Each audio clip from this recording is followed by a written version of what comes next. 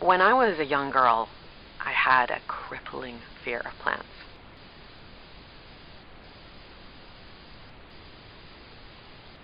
This wasn't a problem until my mother became an exotic florist, as you can imagine.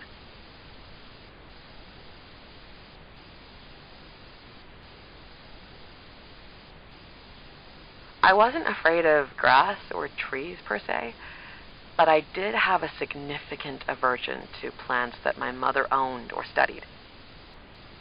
These include Venus flytraps, giant hogweed, pitcher plants, stuff like that. And even though I grew up in the humid climate of North Carolina, I still managed to have nightmares about saguaro cacti. These days, I can recognize the evolutionary purpose of these plants' defense mechanisms. Yeah, sure. But as a kid, it didn't make any sense.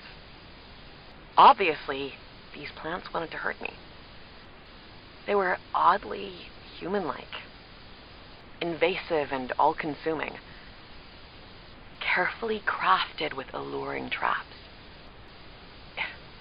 It was terrible. If a person wanted to hurt me, I would be able to see the intention in their face and based on their movements. With a plant, I just hoped I was lucky enough that a seemingly harmless one was, in fact, harmless. I felt like they belonged to a classification separate from both botanical and animal life.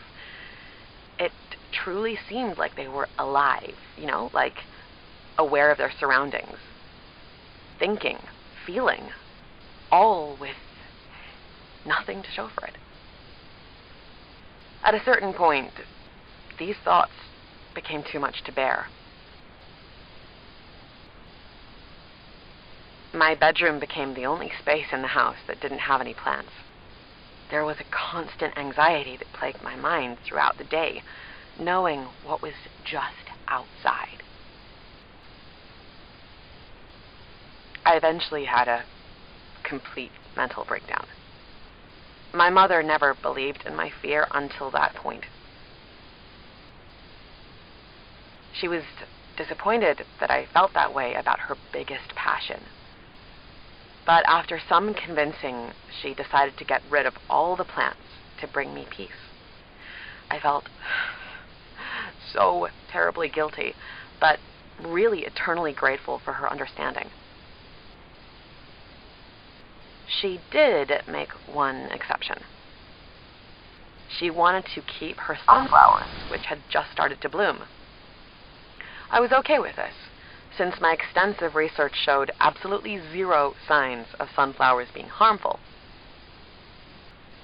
Plus, they were going to be kept outside only.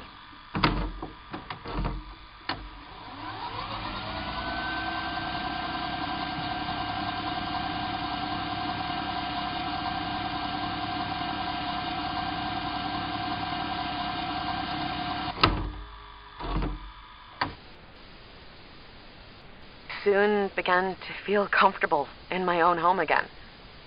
However, my fears and past experiences left a scar that couldn't be healed alone.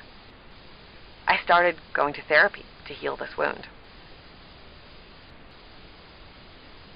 At the same time, my mother began to resent me. She started making passive remarks that blamed me for her newfound isolation. She also claimed that I was going to therapy because of her, and she was upset about not being good enough for me. I reassured her every time that it wasn't her. It was the plants.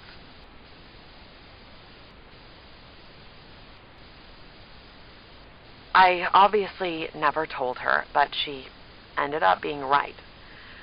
The conversations I had with my therapist became less about the plants and more because of my mother.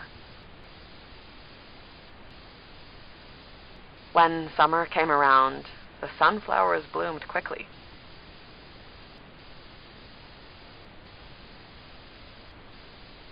My mother began claiming that she could hear them. I assumed she was referring to the long stalks brushing against the house on a windy day. But no, she said they would speak to her. I mean, I would laugh at her. But deep down, I was totally freaked out. She had never said something so bizarre about a plant in the 10 years she'd had them. Due to her resentment, I figured she was just trying to frighten me. She was the only one that knew my deepest fears, after all. I would overhear her having conversations. She didn't know I was listening to her. Turns out, it wasn't just to scare me after all. She spoke to them more lovingly than she did with me. I felt betrayed, neglected, and I felt frightened again. I never had a reason to be afraid of the sunflowers until now.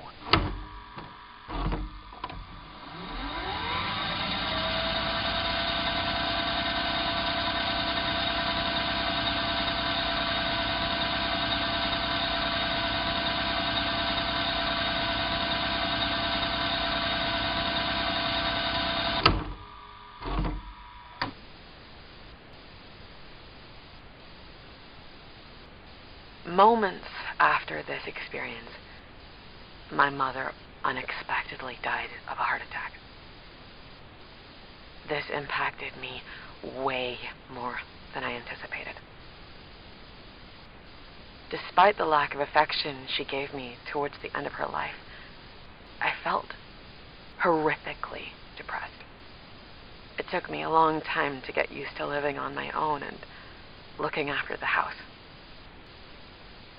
After her death, I never went into the backyard ever again. I never watered the flowers. I hoped they would die as soon as possible. I never bothered to check on them. A horrible feeling would wash over me every time I thought about turning the corner and seeing those tall, horrible stalks. I knew they would be dead after a couple of weeks. I knew I would soon feel alone again. But one day, as I was cooped up in my bedroom, I heard my mother